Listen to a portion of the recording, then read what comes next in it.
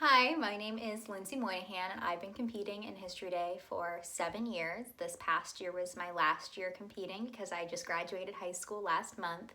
I went to nationals 3 times out of my 7 years competing with Connecticut History Day. And at nationals, I placed ninth, top 20, and then I managed to win the University of Maryland scholarship, where I'll be attending in the fall as a history major. And throughout my time working with the performance category and really trying to figure out what worked and what didn't work, I came across a lot of great tips that I think will help any teacher trying to support a performance student. I had an amazing teacher, Jen Hunt, who helped me really figure out what worked for me and not only what made me feel most comfortable, but would also help me in competition.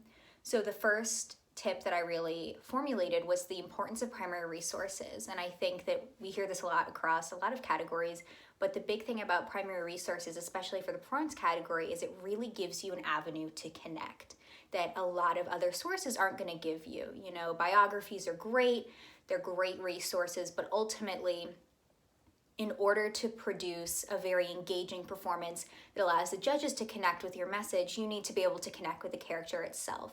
And so, for example, when I portrayed Alice Paul, I really made a conscious effort to read as much as her writing as possible and understand not only how she was feeling, but her life and the society that kind of helped to shape her. And I think that that really helped me convincingly portray Alice Paul, and that's something that I would advise teachers to help their students to understand as well. And I think that what also goes along with that is the importance of writing style. I know that sometimes it's really tough not to come off with a 21st century mindset, especially for middle and high school students, but the importance of really looking at their writing and say, okay, this is how this person wrote. So Alice Paul always wrote when she would use an adjective with patterns of 3. And so whenever I would use an adjective in my performance, I always made sure that I used a pattern of 3. And that really adds a level of authenticity and something that you can really talk about in your interview. And I think that the second thing that I really learned was writing that really focused thesis. I competed from 6th grade all the way through 12th grade. And over that time, when looking back at my previous scripts, what I really found was during my middle school years, I really pushed for, I'm going to jump straight into content and I'm going to give a whole life story. And with History Day, especially with performance, that's just not realistic. You really need, when you're doing your research, to take all of that and say, okay, what do I want to prove? What am I really going to focus in on? And so writing that focused thesis not only helps with writing a focused performance that sends a clear message, but it also helps the judges to really understand your performance, because 10 minutes is a lot of information to be thrown at anyone, especially some judges who might not have as much background information. When I portrayed Dolly Madison, a lot of the judges really only knew her as the wife of James Madison. They didn't really understand some of her other contributions, especially to political life in Washington, D.C. And so being able to bring that focus thesis and saying, okay, here's what I'm going to focus on, was really important to the success of the performance, and I think also the clarity. The third thing that I really think is important is those visual elements. I really think that you can never underestimate, especially in the performance, the effectiveness of a visual element, especially in your set. And that really helps you in 2 ways. One, the symbolism is a great way to underscore what you're really trying to talk about. And so encouraging students to be really looking out from the get-go of their research, thinking about ways that they can incorporate symbolism. For example, in my Alice Paul project, when I talked about all the countries that had passed the suffrage for women before the US, I decided I was going to get a bunch of flags, and for every country I listed off, I would take a flag and I would put it in the flag stand. I had like a bunch of little mini flags, and I think that that was something really effective for the judges to be able to see.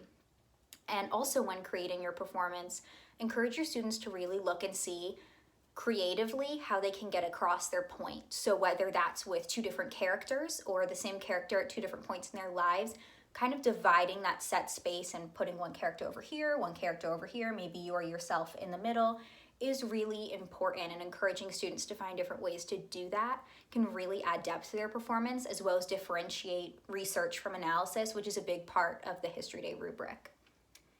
The next tip that I have is a conclusion, and I think that this gets overlooked in this category so much. It's really important to have a conclusion because you need to hammer home what you really wanted to talk about. The other thing that's really important is an introduction. So introduction, conclusion.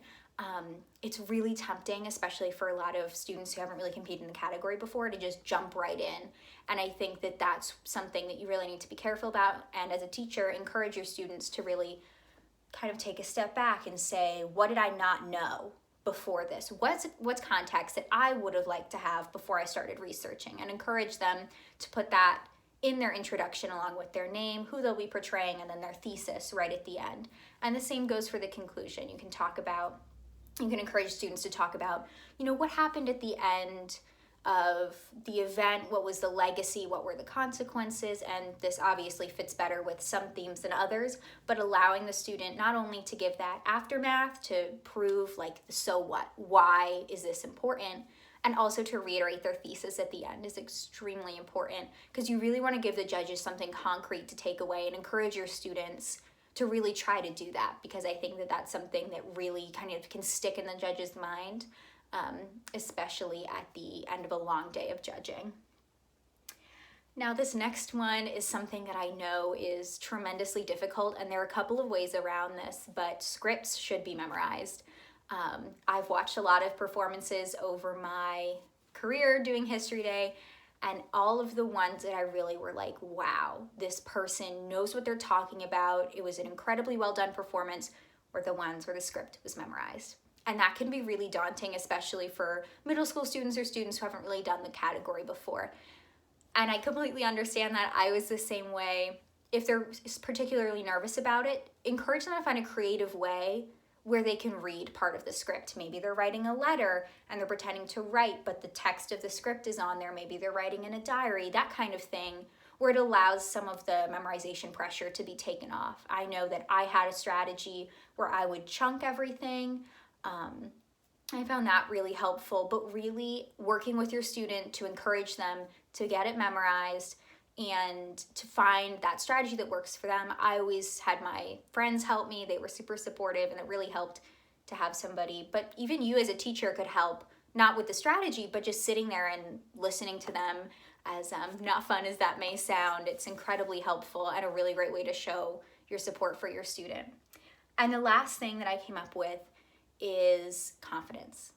This is something that I really struggled with my first few years, because it is incredibly daunting, even as part of a group performance, to get up in front of judges and have to, on competition day, show your work. And it's pretty nerve-wracking in a way that I think exhibits or other categories where your work is on the board and the judges can read it might not be. So any chance that you get to put your students in front of an audience, whether it's other classmates, whether it's other teachers, whether it's their parents or some of their friends, encourage them to do that and give them opportunities to do that, because allowing them to have the confidence and the practice, as well as practice interview questions after, can make all the difference.